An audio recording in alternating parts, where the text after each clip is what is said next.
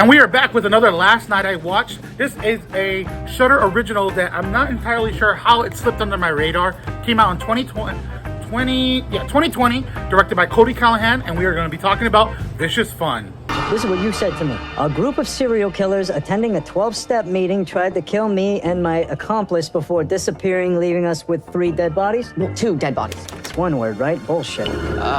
Sorry to interrupt your meeting. Thanks so much for coming out. How do you maintain your lifestyle and keep your urges under control? I murdered the same victim repeatedly. Just give me a mask. Have you ever bitten into a kidney? What is this, some kind of support group for serial killers? Why are you here?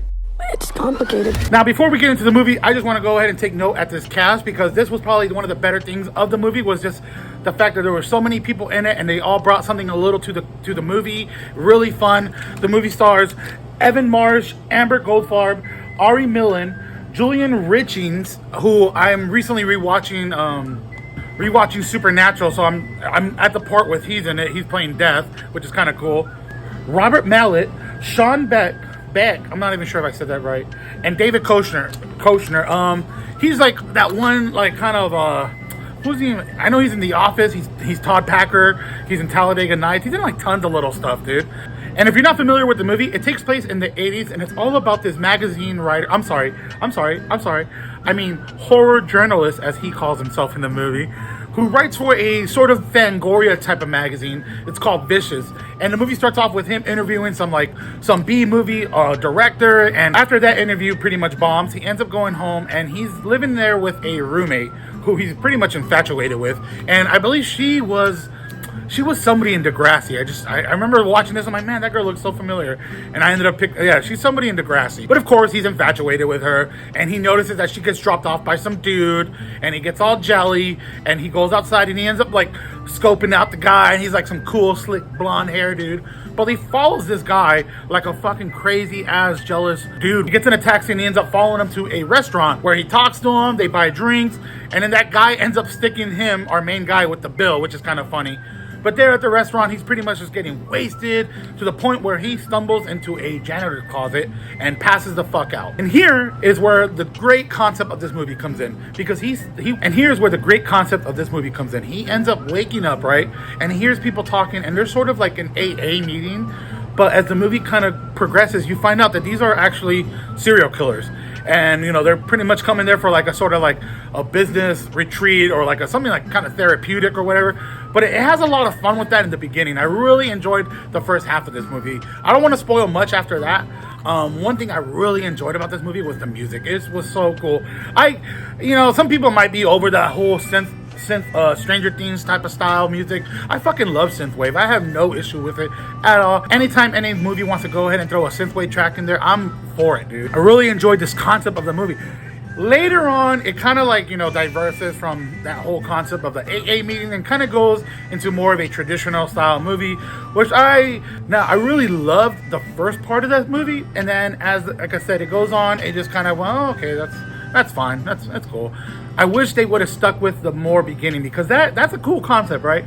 Somebody just happens to stumble across a AA meeting for like serial killers. I think Creepshow might have done some sort of, right? I think Creepshow on Shudder might have done some sort of episode about that, where there's like an AA meeting for monsters.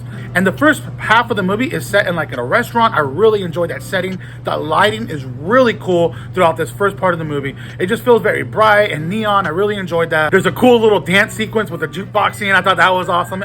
You gotta love dance sequences, right?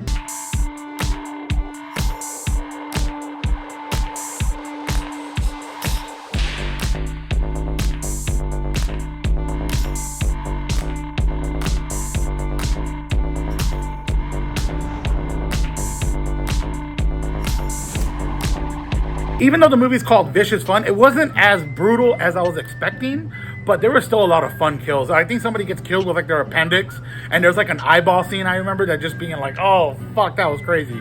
Now, even though it is set in the 80s, I don't know, it just didn't feel like it was set in the 80s. Like, I don't know how to explain it. Like, I was watching it, and like half the time I was like, oh yeah, this is in the 80s, isn't it? I kind of forget that, and that's fine. I can understand why people like they set movies in the 80s. Maybe it's for aesthetic reasons, maybe it's for like the whole cell phone ruining the plot of the movie, but it just, I don't know, they didn't really nail the 80s feel, in my opinion. And I'm gonna just touch up on what I said earlier. Is the second half, I've seen it called predictable, and it just goes from like something really cool to just something you were gonna pretty much expect. I don't know. It's still fun. Don't get me wrong. It's still a fun movie. I thought the acting was fun. I hated the main guy at the beginning. And then as the movie progressed and ended, I was like, okay, he grew on me for sure. I really like the main actress chick, what's her name? Amber Goldfarb. She plays Carrie. She's like I don't want to actually give anything away. It's actually really cool, but awesome movie. It's on Shudder right now. Please be sure to check that out. And I don't know, I recommend it for sure. While I have you here, I just watched a movie from 1980 called Alligator. Have you guys seen that? What the fuck? Look, you watch the first like 5 minutes and that game, especially as a kid, you're gonna be traumatized, okay? It's all about this alligator, this like pet alligator that ends up getting flushed down the toilet. And for like 12 something years, he's feeding off of these like dead animals that are being like thrown down there because they're being used in an experiment for like growth hormones. It turns into some fucking crazy shit though. There's a part where the alligator literally just busts through the fucking sidewalk and all the kids are like, what the fuck?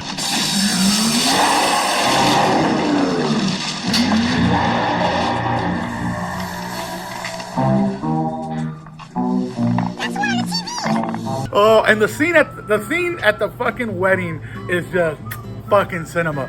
Somebody mentioned this on Twitter though, and they said the alligator did not eat enough people, and I completely agree. There's not enough rich people that were eating, okay? You gotta eat the rich. If you guys can find Alligator, I highly suggest it. It was a really entertaining movie. I like the main guy. It's like some cop dude, and he stumbles across his case, and he ends up getting fired off the case, but you know, he's a good guy, so he's gonna continue on the case. It's one of those type of movies. It was a lot of fun. Awesome creature feature. Anyways, I gotta get to work, as you can see, because this is where I'm at right now. I love you all. Please be sure to let me know what you guys thought in the comments. Please. There are more people that are not subscribed that watch my videos versus the people that are subscribed that watch. So if you're still watching right now, please be sure to hit subscribe. It would mean a lot. You have no idea. Oh, anyways, I'm gonna go ahead and shut up. Happy Spookies.